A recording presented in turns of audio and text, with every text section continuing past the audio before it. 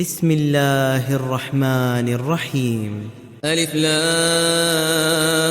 را تلك آيات الكتاب المبين إنا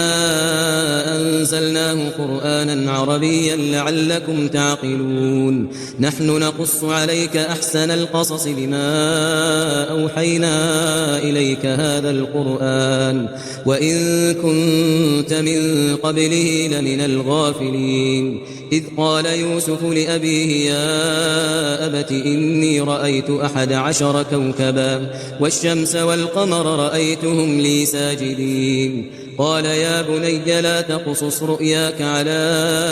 إخوتك فيكيدوا لك كيدا إن الشيطان للإنسان عدو مبين وكذلك يجتبيك ربك ويعلمك من تأويل الأحاديث ويتم نعمته عليك وعلى آل يعقوب كما أتمها على أبويك من قبل إبراهيم وإسحاق إن ربك عليم حكيم لقد كان في يوسف وإخوته آيات للسائلين إذ قالوا ليوسف وأخوه أحب إلى أبينا منا ونحن عصبة إن أبانا لفي ضلال مبين اقتلوا يوسف أو اطرحوه أرضا يخل لكم وجه أبيكم وتكونوا من بعده قوما صالحين قال قائل منهم لا تقتلوا يوسف وألقوه في غيابة الجب يلتقطه بعض السيارة إن كنتم فاعلين قالوا يا أبانا ما لك لا تأمنا على يوسف وإنا له لناصحون أرسله معنا غدا يرتع ويلعب وإنا له لحافظون قال إني ليحزنني أن تذهبوا به وأخاف أن يأكله الذئب وأنتم عنه غافلون قالوا لئن أكله الذئب ونحن عصبة إنا إذا لخاسرون فلما ذهبوا به وأجمعوا أن يجعلوه في غيابة الجب وأوحينا إليه لتنبئنهم بأمرهم هذا وهم لا يشعرون وجاءوا أباهم عشاء يبكون قالوا يا أبانا إنا ذهبنا نستبق وتركنا يوسف عند متاعنا فأكله الذئب وما أنت بمؤمن لنا ولو كنا صادقين وجاءوا على قميصه بدم كذب قال بل سولت لكم أنفسكم أمرا فصبر جميل والله المستعان على ما تصفون وجاءت سيارة فأرسلوا واردهم فأدلى دلوه قال يا بشرى هذا غلام وأسروه بضاعة والله عليم بما يعملون وشروه بثمن بخس دراهم معدودة وكانوا فيه من الزاهدين وقال الذي اشتراه من مصر لامرأته أكرمي مثواه عسى أن ينفعنا أو نتخذه ولدا وكذلك مكنا ليوسف في الأرض ولنعلمه من تأويل الأحاديث والله غالب على أمره ولكن أكثر الناس لا يعلمون ولما بلغ أشده آتيناه حكما وعلما وكذلك نجزي المحسنين وراودته التي هو في بيتها عن نفسه وغلقت الأبواب وقالت هيت لك قال معاذ الله إنه ربي أحسن مثواي إنه لا يفلح الظالمون ولقد همت به وهم بها لولا أن رأى برهان ربه كذلك لنصرف عنه السوء والفحشاء إنه من عبادنا المخلصين واستبق الباب وقدت قميصه من دبر وألف يا سيدها لدى الباب قالت ما جزاء من أراد بأهلك سوءا إلا أن يسجن أو عذاب أليم قال هي راودتني عن نفسي وشهد شاهد من أهلها إن كان قميصه قد من قبل فصدقت وهو من الكاذبين وإن كان قميصه قد من دبر فكذبت وهو من الصادقين فلما رأى قميصه قد من دبر قال إنه من كيدكن إن كيدكن عظيم يوسف أعرض عن هذا واستغفري لذنبك إنك كنت من الخاطئين وقال نسوة في المدينة امرأة العزيز تراود فتاها عن نفسه قد شغفها حبا إنا لنراها في ضلال مبين فلما سمعت بمكرهن أرسلت إليهن وأعتدت لهن متكئا وآتت كل واحدة منهن سكينا وقالت اخرج عليهم فلما رأينه أكبرنه وقطعن أيديهن وقلن حاش لله ما هذا بشرا إن هذا إلا ملك كريم قالت فذلكن الذي لمتنني فيه ولقد راودته عن نفسه فاستعصم ولئن لم يفعل ما آمره ليسجنن وليكون من الصاغرين قال رب السجن أحب إلي مما يدعونني إليه وإلا تصرف عني كيدهن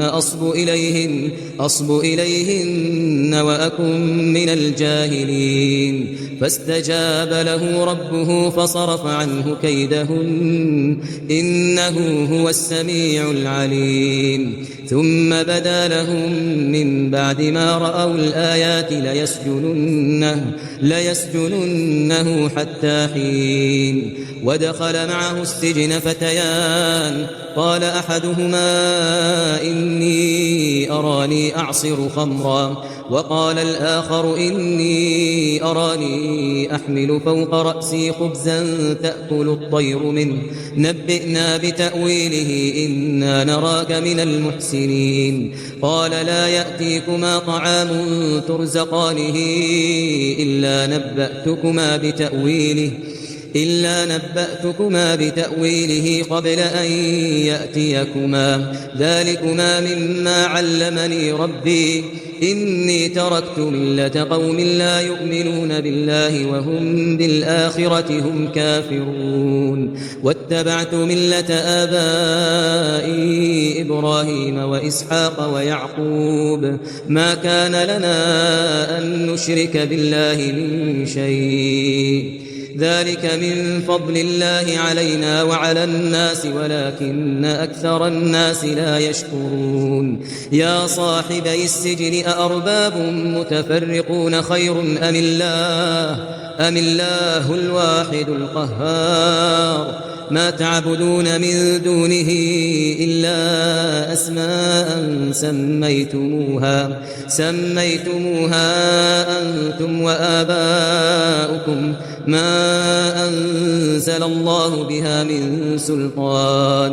إن الحكم إلا لله أمر ألا تعبدوا إلا إياه ذلك الدين القيم ولكن أكثر الناس لا يعلمون يا صاحبي السجن أما أحدكما فيسقي ربه خمرا وأما الآخر فيصلب فتأكل الطير من رأسه قضي الأمر الذي فيه تستفتيان وقال للذي ظن أنه ناج منهم اذكرني عند ربك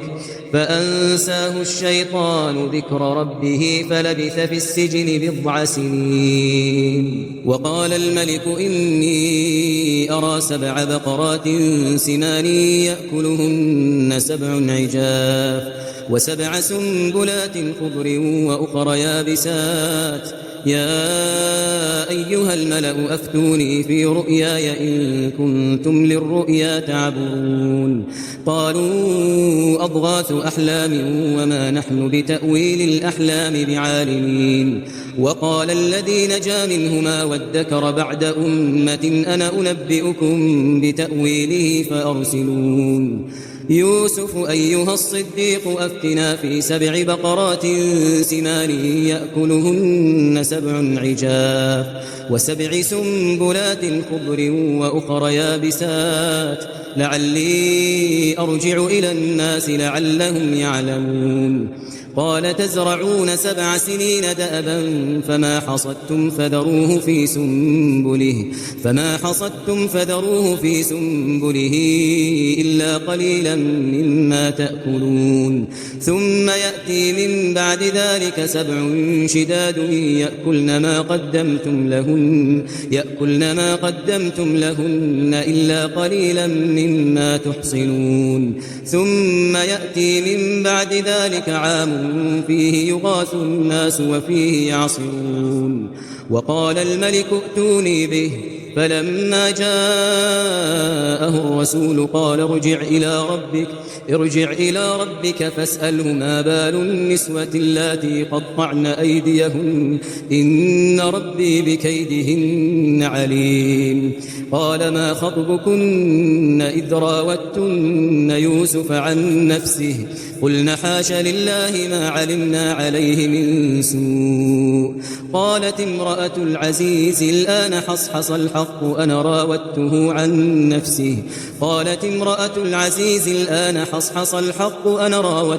عن نفسه وإنه لمن الصادقين. ذلك ليعلم أني لم أخنه بالغيب وأن الله لا يهدي كيد الخائنين. وما أبرئ نفسي إن النفس لأمارة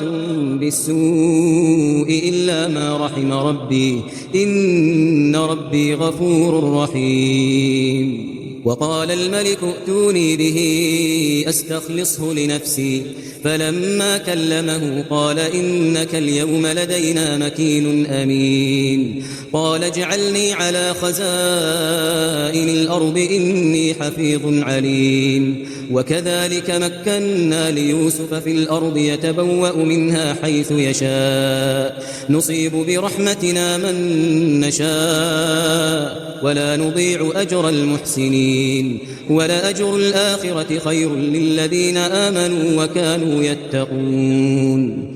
وجاء إخوة يوسف فدخلوا عليه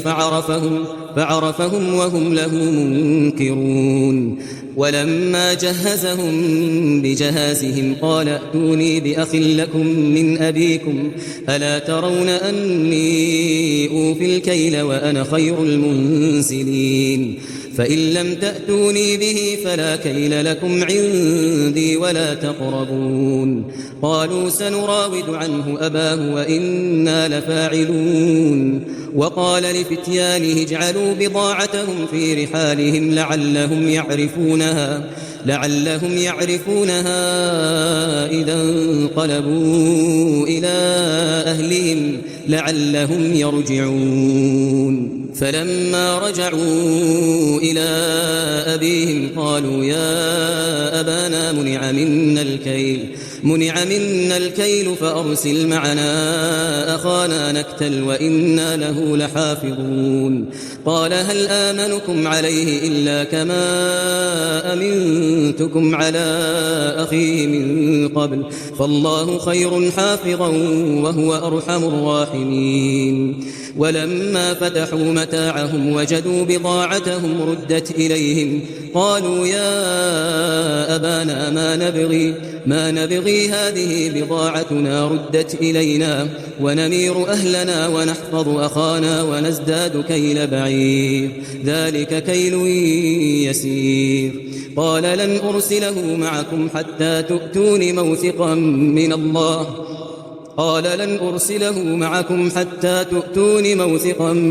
الله حتى تؤتون موثقا من الله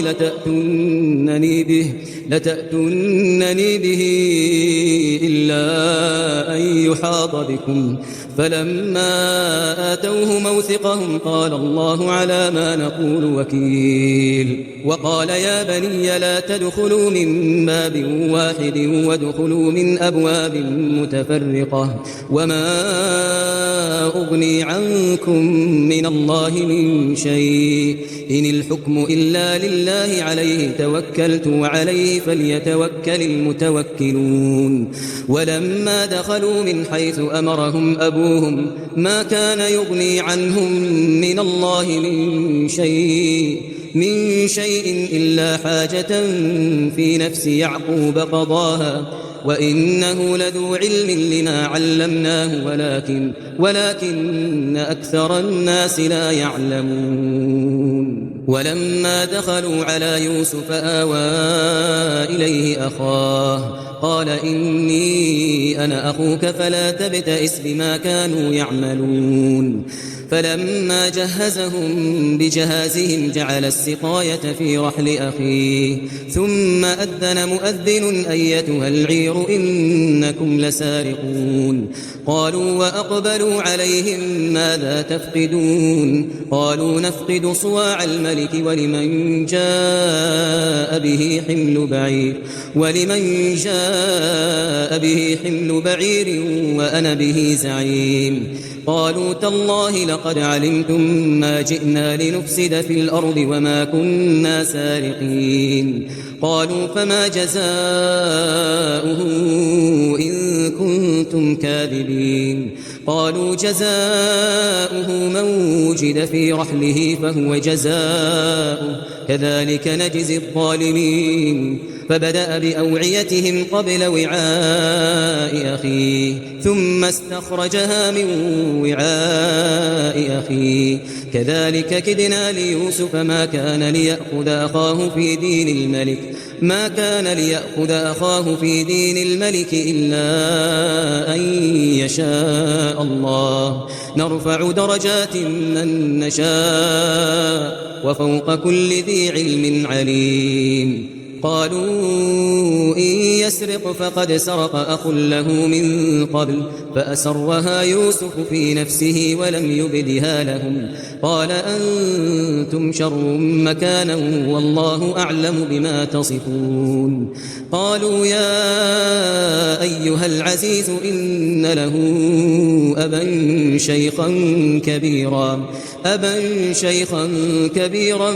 فخذ أحدنا مكانه إنا نراك من المحسنين قال معاذ الله أن نأخذ إلا من وجدنا متاعنا عنده إنا إذا لظالمون فلما استيئسوا منه خلصوا نجيا قال كبيرهم ألم تعلموا أن أباكم قد أخذ عليكم موثقا من الله ومن قبل ما فرطتم في يوسف فلن أبرح الأرض حتى يأذن لي أبي أو يحكم الله لي وهو خير الحاكمين ارجعوا إلى أبيكم فقولوا يا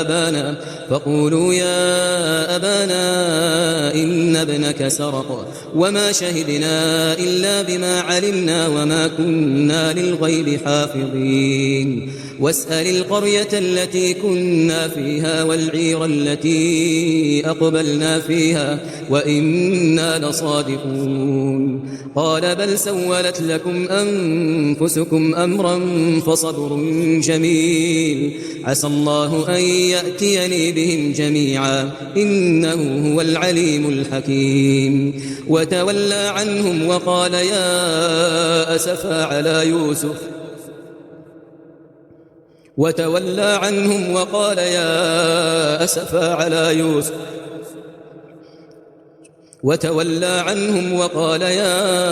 أسفا على يوسف وابيضت عيناه من الحزن فهو كظيم. قالوا تالله تفتأ تذكر يوسف حتى تكون حرضا أو تكون من الهالكين. قال إنما أشكو بثي وحزني إلى الله وأعلم من الله ما لا تعلمون. يا بني يذهبوا فتحسسوا من يوسف وأخيه ولا تيأسوا من روح الله إنه لا ييأس من روح الله إلا القوم الكافرون. فلما دخلوا عليه قالوا يا أيها العزيز مسنا وأهلنا الضر وجئنا ببضاعة مزجاة فأوف لنا الكيل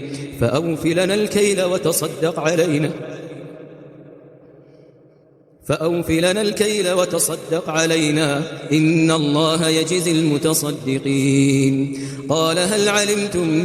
ما فعلتم بيوسف وأخيه إذ أنتم جاهلون؟ قالوا أئنك لأنت يوسف؟ قال أنا يوسف وهذا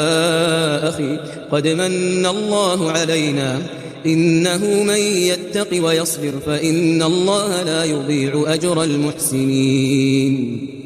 قالوا تالله لقد آثرك الله علينا وإن كنا لخاطئين. قال لا تثريب عليكم اليوم يغفر الله لكم وهو أرحم الراحمين. اذهبوا بقميصي هذا فألقوه على وجه أبي يأت بصيرا وأتوني بأهلكم أجمعين. ولما فصلت العير قال أبوهم إني لأجد ريح يوسف لولا أن تفندون. قالوا تالله إنك لفي ضلالك القديم. فلما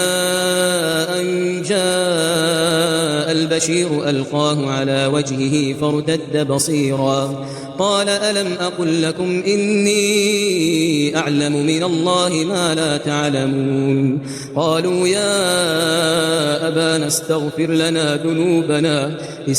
لنا ذنوبنا إنا كنا خاطئين. قال سوف أستغفر لكم ربي إنه هو الغفور الرحيم. فلما دخلوا على يوسف آوى